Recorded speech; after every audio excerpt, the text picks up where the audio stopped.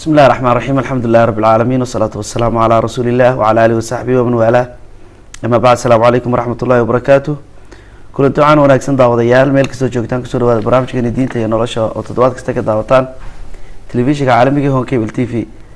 barnaamijkeena maanta insha Allah taala wuxuu ku saabsanaan doonaa makaanada ama meeqaamka Nabi Maxamed calayhi salaatu wasalaam uu ku leeyahay mujtamaca muslimiinta waxaana marti inoogu ah barnaamijkan inagala qayb qaadan doona Sheekh Cabdiraxmaan Ismaaciil Maxamed Sheekh Cabdiraxmaan Khayre oo kamid ah macallimiinta wax ka dhigay dugsiyada macallimiinta wax ka dhigay jaamacadda Hargeysa sidoo kalena ah mas'uulka qaybta waxbarashada ee hay'adda maxalliga looga magacaabo Masno marka koobaad daawadayaal iyo ogolaad in soo dhaweeyo Sheekh Cabdiraxmaan wargad barnaamijka soo dhaw aad iyo aad baan Sheekh Cabdiraxmaan kaaga mahadnaqanaa waqtiga qaaligeedna siisay barnaamijyo hore oo kalena oo nagala qayb qaadatay aad iyo aad baad mahadsan tahay sidaan tilmaamay barnaamijkeenu wuxuu ku saabsan yahay makaanada Nabi Maxamed calayhi salaatu wasalaam uu ku leeyahay mujtamaca muslimiinta marka dadku inay anbiyo helaan su'aashina koobaad dadku inay anbiyo helaan oo nabiyo u diga helaan oo mujtamaca u sheega wixii khaldan iyo wixii saxsan sida maxay muhiim u tahay بسم الله الرحمن الرحيم الحمد لله رب العالمين وصلى الله وسلم على سيدنا محمد وعلى صحبه أجمعين اللهم وفقنا من الأعمال والأفعال لما تحب وترضى أهلا وسهلا ومرحبا الله خير waxaan salaaminaa dadka hawada naga daawanaya meel kasta joogaanba oo Ilaahay subhanahu wa ta'ala baryana inuu naga faaco barnaamijkan saacad ilaahay sheegtay runtii waxa weeyaan muhiimadda rasuulku alayhi salaatu wasalaam ama rasuushuba umuman bil aadanka ay u leeyihiin ilaahay baa inoo sheegay subhanahu wa ta'ala inuu bil aadanka markuu abuuray inuu u soo diray rasuul oo rasuushaasina waxay leeyihiin culimadu haddii qofka aqligiisa uu loo daayo oo aqligiisu la dhaad tusaalahaan yahay waxa doonto samee aqliga kuma filan karayo aqliga marka wax in wax haga helo oo wax toosiyo wax sheega walidaalika saadirteed ay ilaahay subhanahu wa ta'ala u soo diray rasuusha rasuul kasto ilaahay soo dirana wuxuu ku baaqayay tawxiidka يدك إلهي غيره إلهي عابد إله كل مجري وأيوه وحن قلنا هاي نبي نوح عليه الصلاة والسلام كل إلهي صادري وحبيان كهر أنت النبي قال صادري عليه الصلاة والسلام تتكي وحي عابدين أصنام بيسمى أصنام تبي إلهي كرك تم شيطان كأقول حولي وأكون إلهي ديني ولذلك مركا إلهي النبي عليه الصلاة والسلام نوح بإلهي وصادري وكي أود واقي كن سنة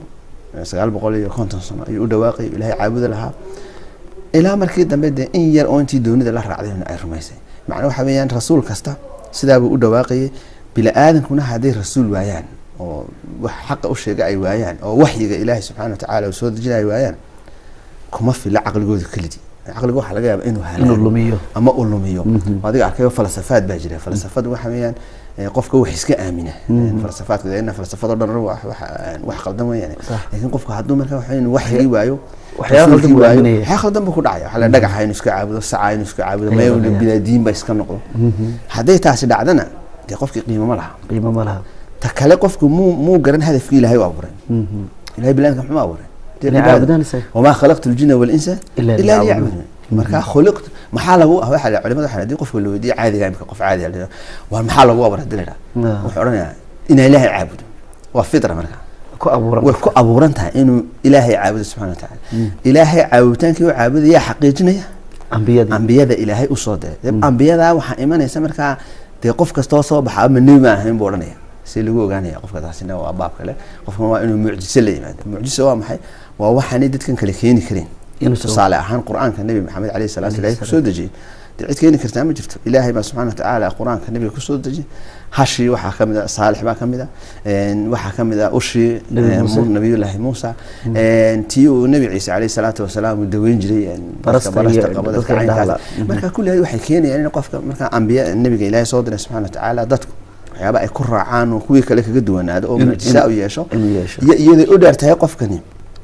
martabada ama kaalinta uu ku leeyahay bulshada dhexdeeda yani dabcan qofta dadka ugu wanaagsan ugu akhlaaq fiican ugu toosan ugu waa noocaan ka hor intaan la soo saarin marka lagu yaqaan wanaag sanadka inoo iman doonta calayhi salaatu wasalaam taasa keentay marka in la helo nabi rasuul in la helo si dadkaasi uga baxaan mugdiga oo ilaahay subxaanahu wa ta'ala khadkii u jeexay iyo halkii uu mareeyay ay maraan dariiqii toosnaa ilaahay u dhigay ku hanoonaan fahmida rasuulka waa taagay marka rasuulka lagu soo diro waxa imanaya oo lagu la xisaabtamaya ما رميسي هذا رميسي مركا ود نبت جلسها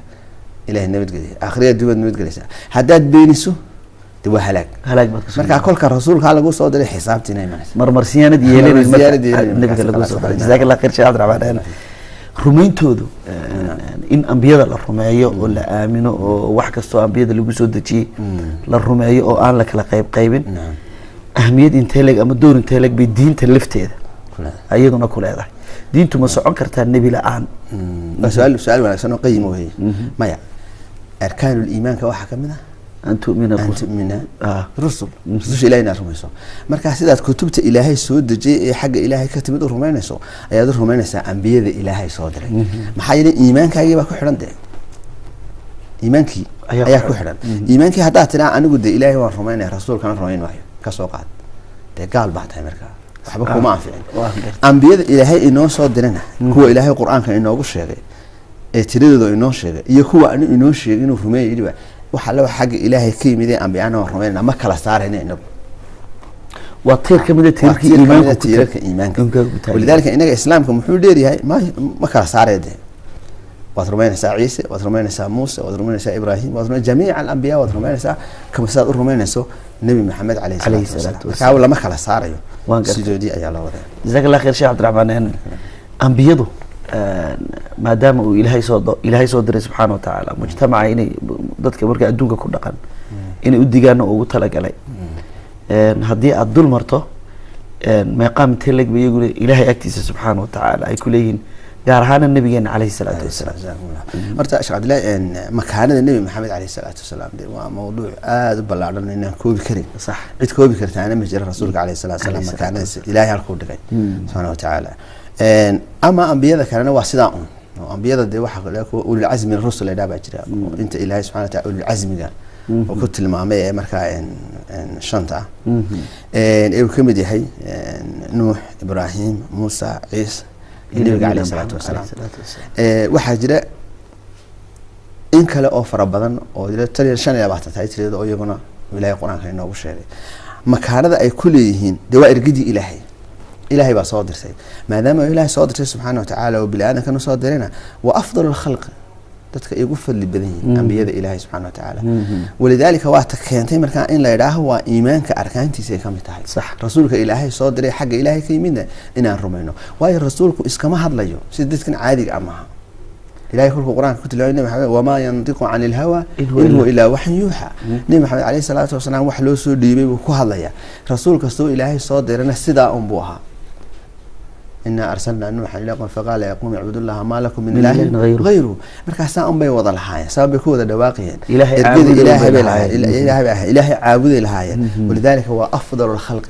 وأنا كو أقصر يد جنة إلهي سبحانه وتعالى تلمامي كو يقال مع نقطة والليباني جنة ميلها أقصر صلوات ربي وسلامه عليه الصلاة والسلام أما إن هذا نص نقولنا مكان النبي محمد عليه الصلاة والسلام إلهي محمد يعني إنه نقدر هو كل يباني رومانتيسا هو كل يباني وحيي يجري إن يلان هو رومي دبنا أخرى طريق سيمر عليه الصلاة والسلام إلهي سبحانه وتعالى رسالة النبي عليه الصلاة والسلام كان رسالة الرحمة لقد جاءكم رسول من أنفسكم عزيز عليه ما عنتم حريص عليكم بالمؤمنين رؤوف رحيم مركا هو الرحمة إلهي إنه صدره تكلم رسالة سواء عام النبي عليه الصلاة والسلام وما أرسلناك إلا رحمة للعالمين وما دور دم الله صدره مكان النبي محمد عليه الصلاة والسلام حق الله دي واحد سوكو بكرمه وأفضل الخلق وح إلهي بالآذن كأبو رئيس سجع وفضل بدن عليه الصلاة والسلام السجع يا إلهي كبد بادي أمته والظلم دبعته كجري ونور كإلهي نصر صار سبحانه وتعالى مركب مسوكو بكرينه way balaaran tahay nusuusta ka waramaysaana aad bay u badan tahay waxa kale oo kamid ah nabi maxamed caleey salaatu salaam makaanadiisa quraanka inuu ilaahay anbiyada kale oo dhan tusaalahan marka nabiga la sheegay caleey salaatu salaam nabi anbiyada magacdooda ay qaar badan ku soo aroray yaa nuux yaa ciisa yaa ibraahim magacdaas laakiin nabiga caleey salaatu wasalaam waxa ku soo aroray ama risaalada هو الذي أرسل رسوله بالهدى ودين الحق سبحان الذي أسرى بعبده ليلا إن إلهي خو أمانة عبودية كالسريسي أدوني تشريفيا وتشريف مركا والتكريم النبي قال عليه الصلاة والسلام مركا مكو بكنا النعمة أنت النبي عليه الصلاة مركا إلهي سبحانه وتعالى أي سوين وأمانة جزاك الله خير شيخ عبد الرحمن سان وقتك وقف عيدي سنو نبي محمد عليه الصلاة والسلام وحيالها كله أنبياء كله كجدو أنا هدي عن سحسنا وحكم إن ديمي هو رأي آدو حسين إنه صابع يدون النبي ما يقلفت هدي تصير رفضنا وقد المرطة يجنا نعم سيدا أشكتين جزاك الله خير عبد الله كنتي والله شيء أنبياء دي هراء كتبتي هراء أما أنبياء دي هراء وشيئين وأنا شيء النبي عليه الصلاة والسلام إنه إلهي سبحانه وتعالى رسول صاريه إلا الرمية أو مركا أمضها الرمية أي واجب تحي وحكم ذا نبي الله عيسى وإذ قال عيسى بن مريم يا بني إسرائيل رسول الله إليكم مصدقا لما بين يديه من التوراة ومبشرا برسول يأتي من بعد اسمه أحمد يعني بيقول شيء عليه الصلاة والسلام نبي الله عيسى نبي الله عيسى غير بني إسرائيل وشيء النبي إنه صباح أيوه مركا وحكلوا إنه كألينا مركي النبي عليه الصلاة والسلام لصوص عليه دواكي اللي قالوا هري من دجالك أو ريق ولا اشتغال بيكلوا هري معدين سفيان بن حرب وكي تجي هرقله هو ملك الروم أيوه تجي ملك الروم كان واحد إيه لبنان كابر سبنا كإيه عن ورثته ورثته مركا وحدي محوها كان نوجه الشيء بدن كان نوجه وناكسن كان نوجه أخلاق في عن سؤاله ويدي وحكم ده مركا مركزته دتك يسجل راعة محمد ما يناقصان مسوي بيران بول يا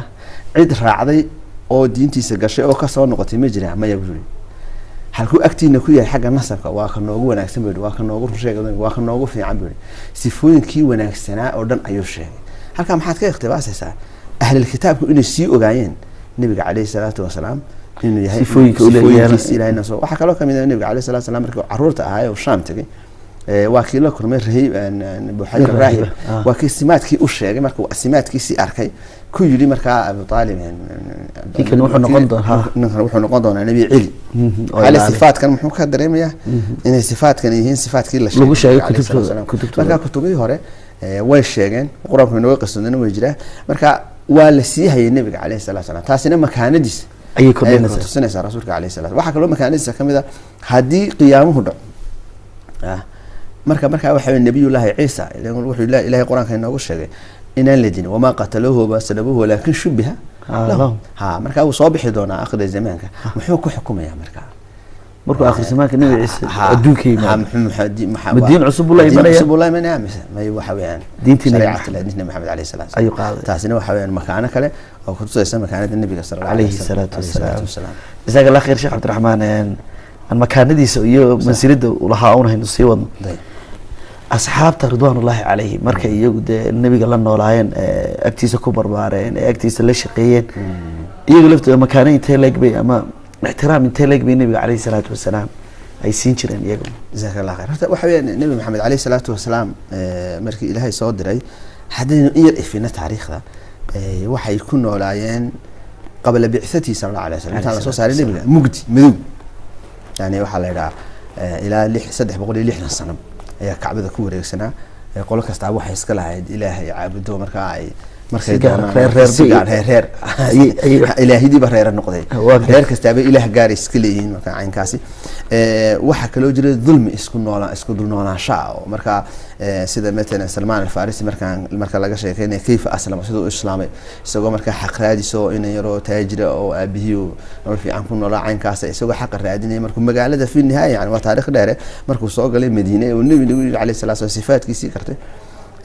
وكان كاكو إسلام سلمان الفارسي قبل إسلامه سدوها يعني قف أدون أو عد إسكال هذا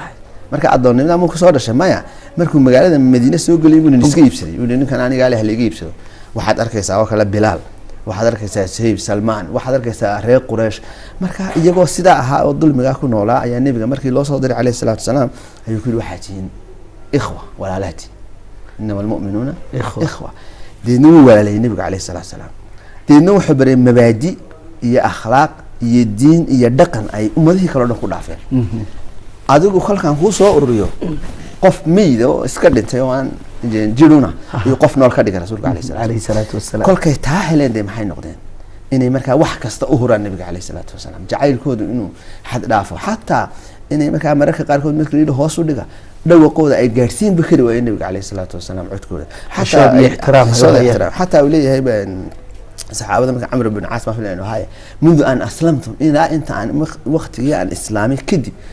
maan eegi karay nabiga calayhi salaatu wasalaam wajigiisa haybad ahaan iyo ixtiraam ahaan marka nabiga calayhi salaatu wasalaam saxaabada meel adag ayuu kaga taagnaa rasuulka calayhi salaatu wasalaam manay ahaynoo keliya dee afde ficil ayuu ku darayay uxud nabiga calayhi salaatu wasalaam ee kolkii uu shaydaanku qeyliyay waa la midilay maxamed waa la dilay saxaabadii isku xeertay barkood buu nabiga calayhi salaatu wasalaam dhabarkoodu wuxuu noqday sida bahashan la yidhaha maaragtay dhidada dhabarkoodu warbihii iyo leebkii ku dhacay in nabiga lagu soo waday iyo biska dhigay calayhi salaatu hadna tusaale ahaan hadaan ka soo qaadano dumarka oo kale Nasiya bint Kacab radiyallahu anha si u difaac iskaba dhaaf ragga cali Umar ragga iskaba dhaaf Nasiya bint Kacab oo dumar ahayd si u difaacday marka laga sheekayna la yaabahay marka waxaan ka wadnaa quluubta nabiga calayhi quluubta saxaabada radiyallahu alayhim rasuulku meel adag ayuu ka taagnaa waxaanay u qireen marka inuu yahay kii ka badbaadiyay inagana inaga badbaadiyay iyagana ka badbaashay dulmigaasi iyo dhibaatada ee nuurka ilaahay u soo saaray walidaalka sidaa bay noqdeen wax kasta u huraan waxaad ka soo qaadaa saxaabiyadii la weydiiyay markii dagaalkii laga soo noqday yiri مثلا waxay istishaadeen مثلا odaygaagii inankaagii walaalka aynka la weydiiyay tiri waa rasuulkii ilaahay manuul yahay aatoodhan iga dhaafo kayfa muhammad alayhi salatu wasalam kayfa nabi rasuulka ilaahay manuul yahay kolkaaba la yidhi ha markaaba tiri kullu musiibatin ba'daka jalalun ya rasuulallah musiibo ka soo dhacda kala hada adigu noo nooshahay waxba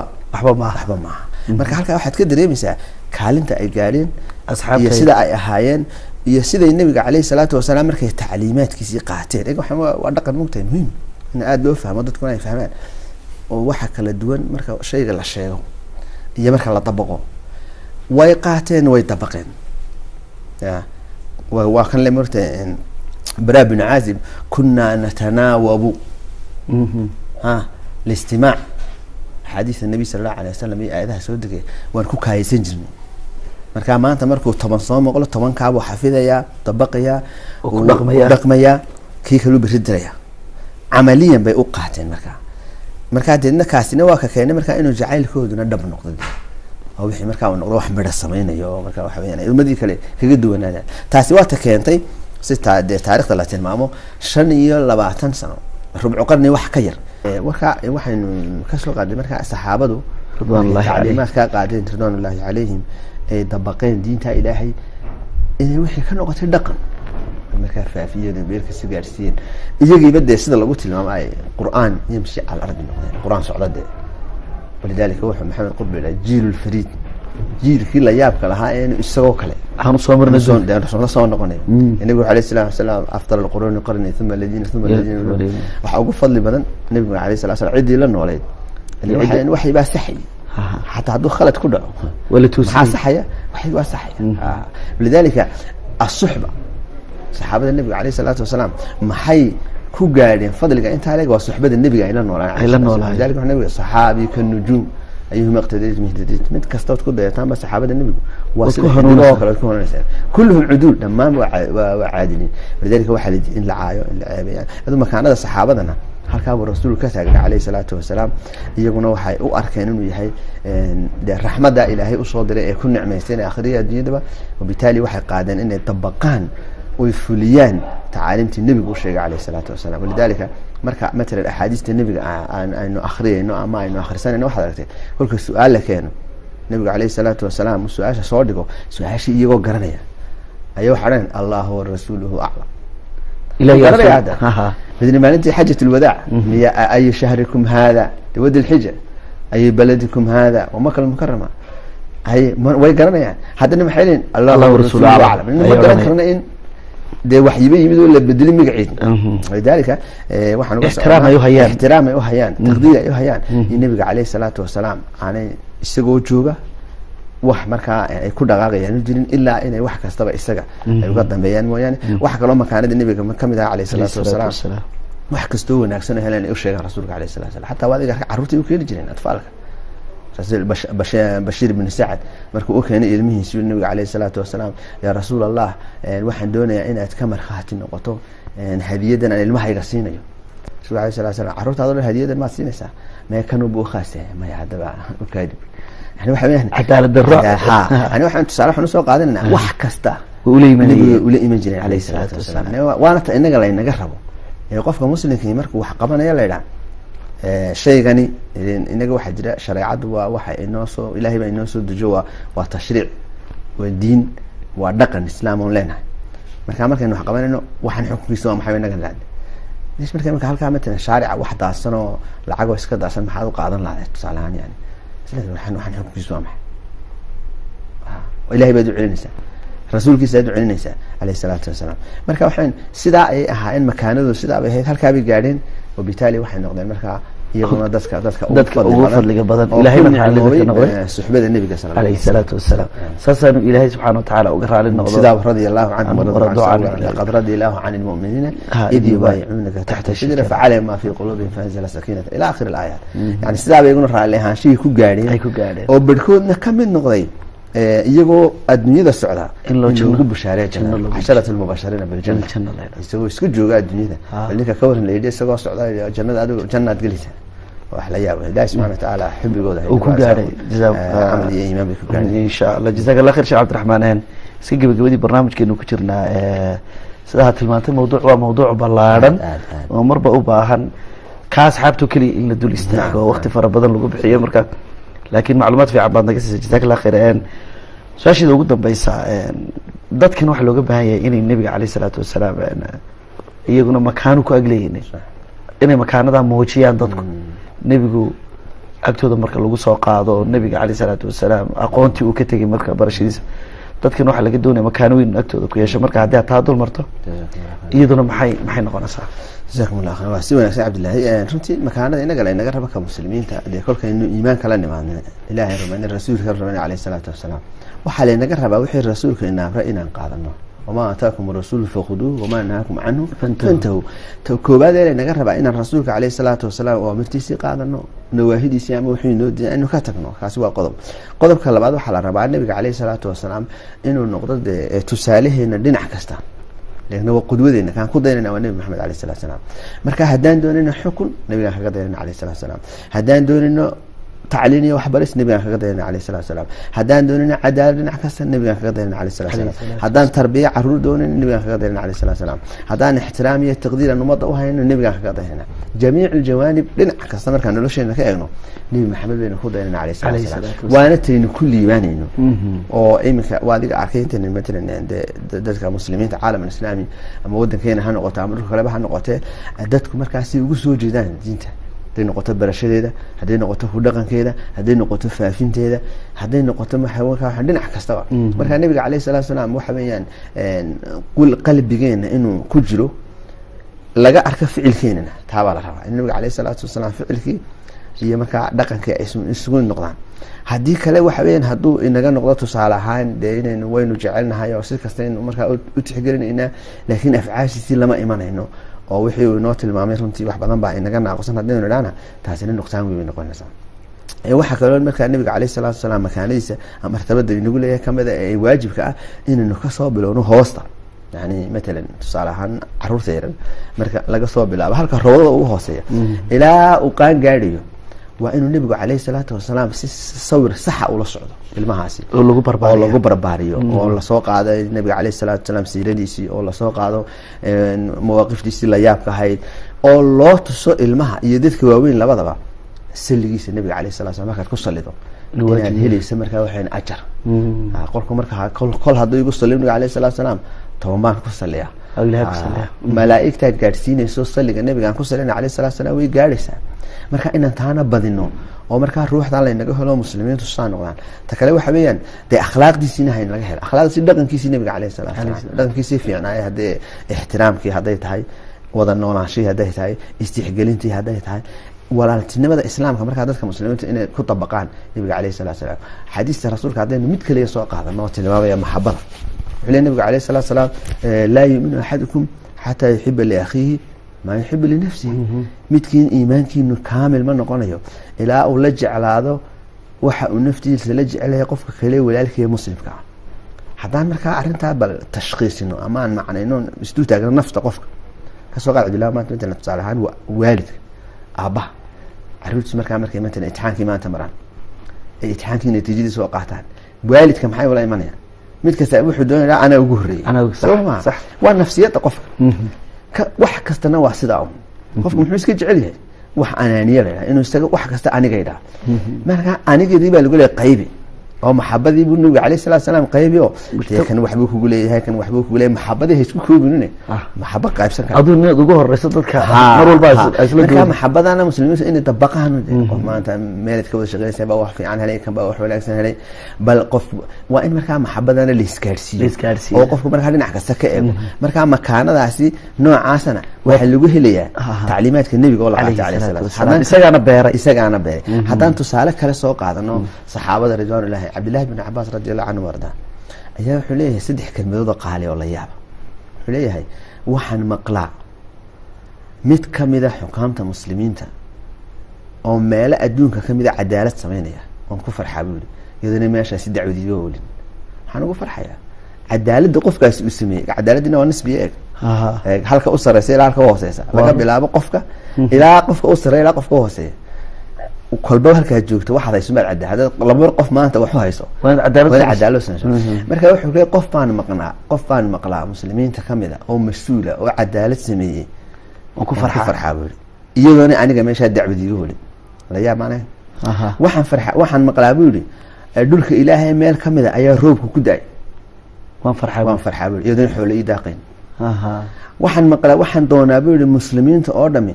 inay u fahmaan quraanka ilaahay saanan u fahansanahay marka shuf saxaabiga Allah yaabka wuxuu sameeyay waxa wixii wanaag u jeclaa dadka kala gaadhin makaanada inta leeg muxuu ku helay barashadii uu nabiga ka bartay calayhi salaatu wasalaam waayo waxa uu noqonaysaa tarbiyadiisa yaraantiisa sidoo ay u noqonaysaa isagoo fadhiya nabiga la fadhiya calayhi salaatu wasalaam ayaa marka سورة أمريكا إذا جاء نصر الله الفتح ورأيت الناس يدخلون في دين الله أفواجا فسبح بحمد ربك واستغفر إنه كان توابا يعني إنه أفهم إيساقو marka aad soo degtay asagoo saxaabo badan la joogo aayadaasi maxay tilmaamaysaa yani inuu ilaahay subhanahu wa ta'ala u furay muslimiinta meel kasta inay guul gaareen aynkaas isagoo fahanka loo fahmay oo ah seen culimada noo sheegeen inuu markaa yidhi anigu waxaan u fahmay dunuu أجل النبي صلى الله عليه وسلم النبي غير سو dhawaatay marka waxaan ka wadaa waxaan qisada saxaabiga uu soo qaatay makaanada isaga iyo saxaabada faraha badan ee kala baradaan ilaahay calayhim waxay ku gaareen makaanada nabiga calayhi salaatu wasalaam uu lahaa iyo siday u dabaqeen marka inagu waxay noqonaysaa Sheekh Cabdillah khulaasuhu hadaan doonayna liibaan dhinac kasta ah waa inaan ku dayno nabiga calayhi salaatu cid kastoo istilaanay maxamed wax ka qaadna mid kama qaadayso laan ilaahay wallahu ya'simuka min an-nas ilaahay baa ka ilaalinaya rasuulka calayhi salaatu wasalaam waxaad wadiga qisaska soo aroora maalmaha kamid nabiga fadhiya calayhi salaatu wasalaam yaa xiri mujamil baatim mujamil waa zawjatu abi lahab marka waxay doonaysay in nabiga calayhi salaatu wasalaam dhagax weyn uu haysto madax ka saarto rasuulku wuxuu ku yiri أبي بكر يا وكذا صوت دعها فإن الله يعميها لا يبان دتريس كده مركا وحبل لما قاعد كده أبي صاحبك ما في waxa kale nabiga Abu Bakar ag fadhiyay arkii waxa kale la socotay nabiga Kaleey Salaatu Salaam maalintii hijroonayay markuu godka galay Abu Bakar wuxuu waan ooyay muxuu u ooyay nabiga Kaleey Salaatu Salaam waxa haduu misada lagu hiiso hoos u eego arkii wakiil rasuulka Kaleey Salaatu Salaam maxaad u malanaysaa laba ilaahay saddexay marka waxaan ka wadnaa nabiga ilaahay baa ilaaliyay cid wax ka qaadi kartaa ma jirto ama qolada nimka joogto ha noqoto ama mid karikateer wax ku qora ama mid wax ka sheega ama mid diidisa wax ka sheega ama ku hore ha noqdo atawaasaw bihi bal hum qawmun daaqun waa kufr milla waahida isku daradaarmayaan marka wuxuu doonaha ka sheegay horta cid wax ka qaadi kartaa ma jirto laakiin muslimiinta maxaa laga rabaa inay ku dhaqmaan tacliinta nabigooda calayhi salaatu wasalaam inay wax kasta ka hormariyaan inay tarbiyadooda naftooda ubadkooda jaarkooda wadankooda ummadooda ku dabaqaan inaan laga dhigin nabiga calayhi salaatu wasalaam shicaar iyo maalin kaliya oo la dabaaldigo inuu rasuulku noqdo calayhi salaatu wasalaam ramsiga markasta halka inoo yaalo nolosha kaga dayanayno nolosheena oo dhan markaynu taa helo aynu gaarayna halka aynu doonayno aynu tacliinta nabigana qaadanayna calayhi salaatu wasalaam in la barto qof kastaaba inta awoodiisa ah nabiga calayhi salaatu wasalaam taariikhdiisa iyo sunnihiisa oo bitaali iyo in la faafiyo dadkana inta loo sheego oo markaa taasi ay naga noqoto maxabada iyo walaaltinimada iyo socodka iyo waxaas oo dhan in laga diido nabiga calayhi salaatu wasalaam jazakallahu khayr Sheekh Cabdiraxmaan aad iyo aad baad mahadsan tahay waxaan ka cudur daarnay waqtiga inaga dhamaaday waan ka cudur daarnay jazakallahu khayr daawadayaal intaa waxaan kusoo gabagabaynaynaa barnaamijkeeni diinta iyo nolosha ee toddobaadkan. waxaana inoo ballama in barnaamijyadan aynu nabiga kaga sheekeynana caleyhi salaatu wasalaam ay xidhiidh inoo ahaan doonaan, maadaama aynu u dhowaanay bishii uu nabigu dhashay caleyhi salaatu wasalaam. toddobaadada soo socda barnaamijyadan oo kale ayaynu iskugu iman doonaa. mar labaad iyo mar saddexaad waxaan mahadnaqayaa sheekh cabdiraxmaan khayre oo barnaamijkan nagala qayb galay. tan iyo kulanti dambe, aniga oo cabdillaahi beershi ah iyo sheekh cabdiraxmaan iyo kamarada iyo farsamadu inoo joogay xasan siyaad, waxaan idinkaga teginaa. assalaamu calaykum waraxmat ullaahi wabarakaatu.